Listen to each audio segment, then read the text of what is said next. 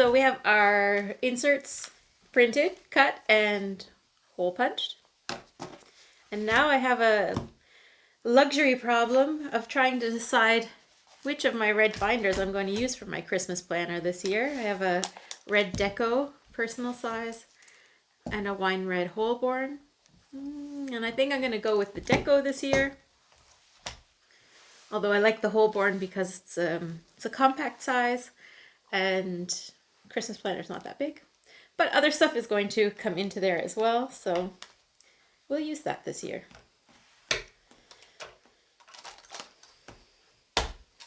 So I'll quickly go through the Christmas planner while I set the planner up. We have our first cover page, which can be laminated, of course, if you like to do that, but I honestly can't be bothered. And then I use these old tabbed registers from Filofax for my sections. And the first section is calendar, so I set these up as 3 months. We've got October, November, and December.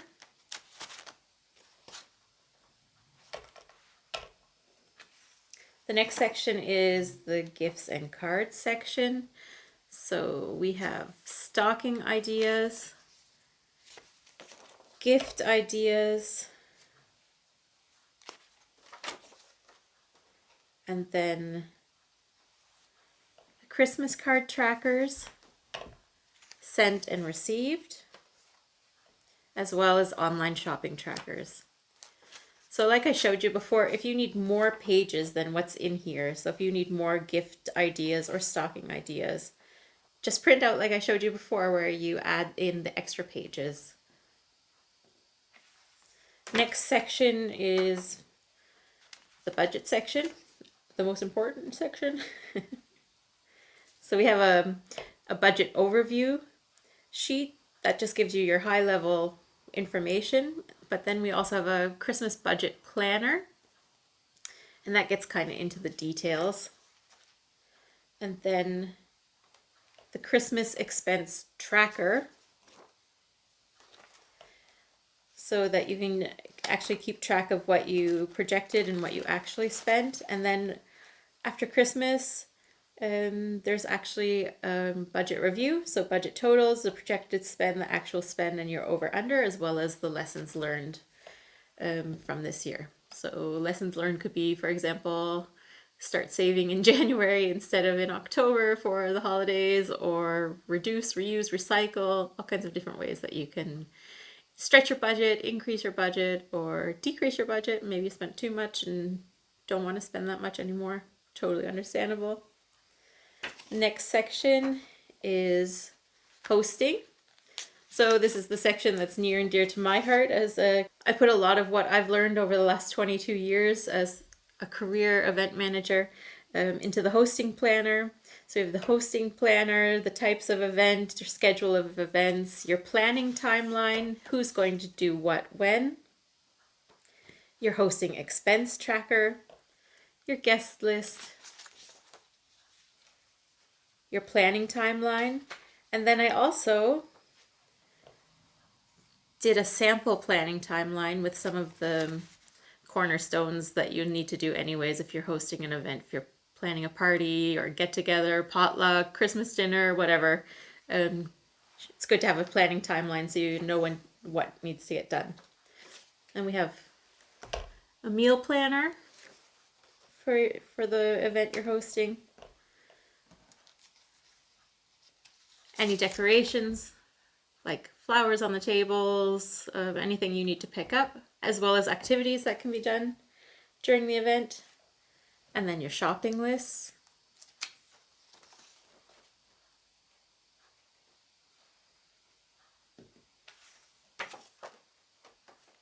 Next section we have checklists. So here's kind of where we get to the meat and potatoes.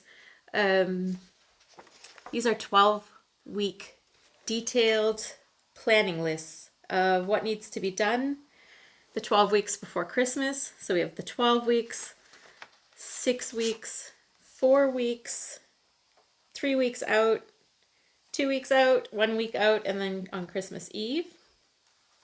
So I let all my experience as an event manager also flow into these checklists. There's also room for your own notes.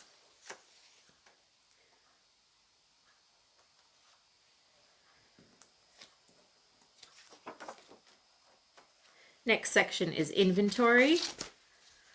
And what do I mean with inventory? Well, there's all kinds of inventory things that need to be done for Christmas. Your Christmas decoration inventory. If you're baking, you have a baking inventory.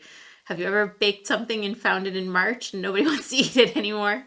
A fridge and freezer inventory, so you know what's in there, what needs to be let go to make room for holiday meals, all your leftovers, all your pre-cooking that you're going to be doing. There's also gift stock inventory, so for that stock that you collect all year that you might not remember actually where you put it or stashed it. That's what this is for, so you can actually remember what you have and where you stashed it. And don't tell anyone, but if it's a gift from someone, you can also note down who it's from so you don't give it back to them. So the next section is a Christmas memory section where you have room to, I don't have any more dividers, but you have room to put a family photograph, keep track of your holiday visitors and your visits, journal down what you did on Christmas Eve and what you did on Christmas Day.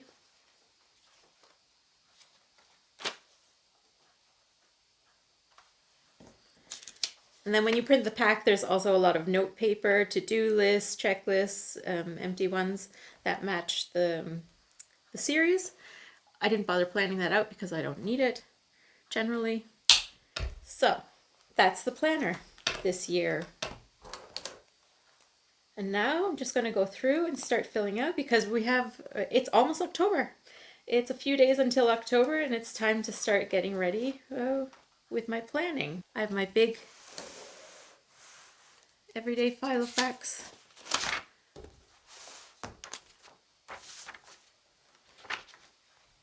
And looking at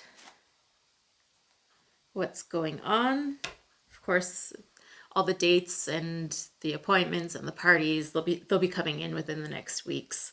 Right now it's still a little quiet, so not much to do here.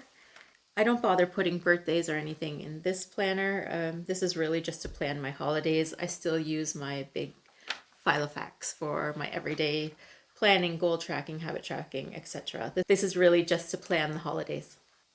So I have stockings to get for quite a few of the kids. And I'm going to need to print myself out some more paper. Same with the gifts.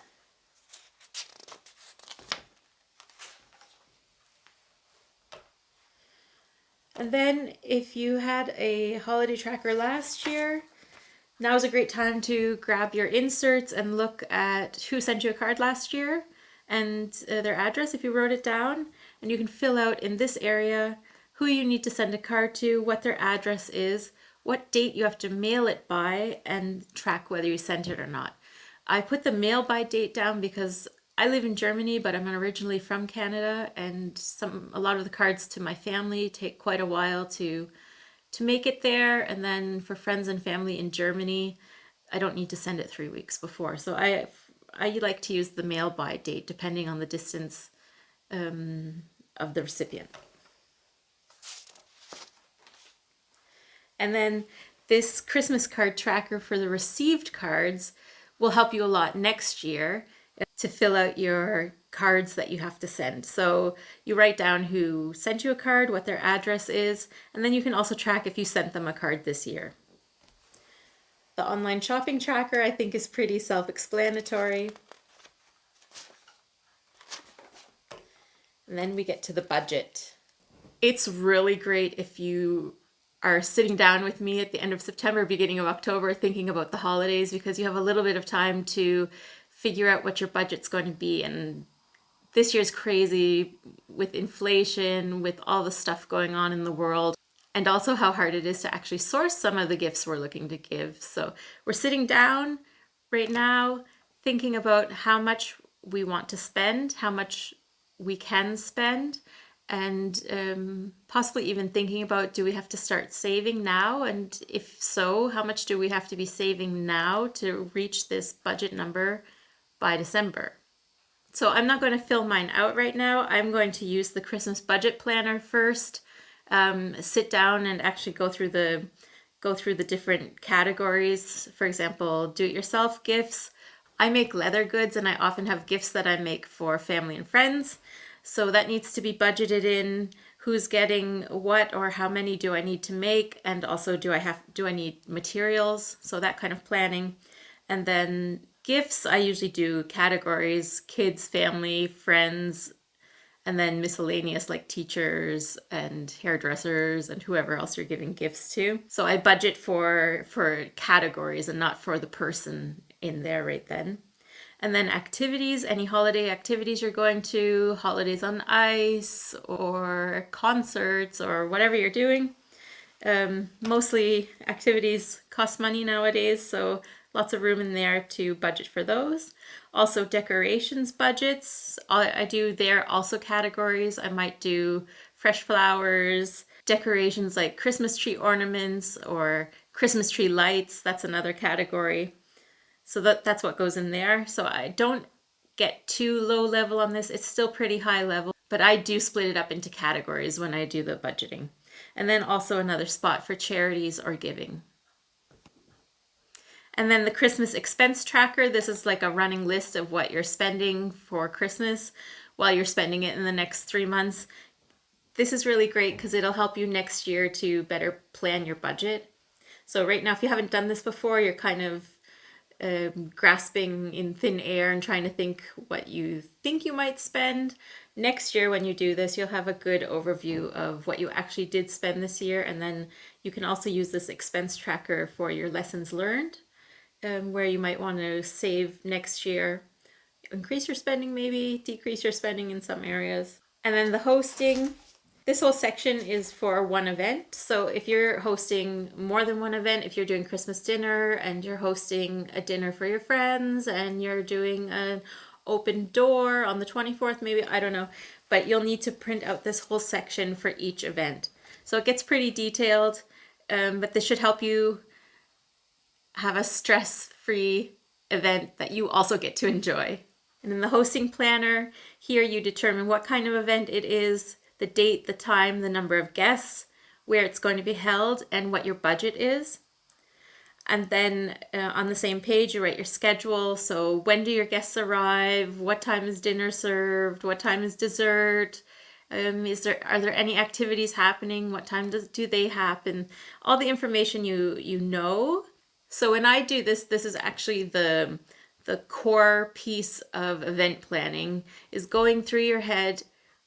How does this event look? What do you want your event to look like? And with event, it doesn't have to be a huge shindig. It could be 4 people over for dinner. But go through your event, walk it through from the very beginning when your guests arrive. What happens when they arrive? Let it happen like a movie in your head. Think about all the things that you want to happen. If it happened perfectly, what would it look like? And write that down, kind of like a movie script. At what time does this happen? What time does the next thing happen? What time does the next thing happen? This is then the framework for all your pre-planning to make sure you get all the steps taken care of beforehand so that this can actually happen how you have decided for yourself that you want it to happen. So when you are finished with your schedule, then you can actually move into the planning timeline. So we have the due by date, what it is, who's responsible for it, any notes, and then tracking if it's done. So it could be that you have to order your turkey 2 weeks in advance, or you need to order floral arrangements for the table 3 weeks in advance, or any of the things that belong to this, any of the things that need to happen. So for example, if you want music playing when your guests arrive, you're going to have to think about your playlist before, and you don't want to be making a playlist 10 minutes before your guests come. So maybe give yourself a due date a week before so you can get your playlist all together. All those kind of things that comes into your planning timeline, which you write down here. So I've lost my audio, and I'll do my best to try and remember what I was saying in the video. Here we're going through the expense tracker with category again, items, the cost, the number, and then the total that you're spending. Then we're coming to the guest list, who, tracking that you sent an invite, whether they accept it or not, and who their +1 is if they do have one. And then towards the back, I have a sample planning timeline where I've put some cornerstones of planning into it for you that you can add on to and see how I use this to work an event. And then we have the meal planner, appetizers, main dishes, sides, dessert, and beverages. And then moving into decorations and activities. So you might want to have decorations in the house, maybe candles in the guest bathroom or flowers on the table, or you might want to have some activities that you'll be doing during your event. I don't know, maybe playing charades or all kinds of different things. Here's where you can keep track of them. Then we have our shopping list and shopping planner, which is pretty self-explanatory. Now we're moving into the absolute core of this planner, which is the checklist section. So I have spent a long time putting together a 12-week planning horizon, which is kept kind of general so that it works for everybody, but it's still very detailed and should give you a good starting point for getting your holidays planned with the least stress possible. So depending on your lifestyle, whether you have kids or not, some of these things are going to be relevant to you and some may not be relevant to you. So take what you need, leave the rest. There's room to write your own stuff in the checklist as well. Moving along into the inventory list, here's where we can keep track of our Christmas decorations, our gift stock inventory, including keeping track of who gave us these gifts if we're regifting.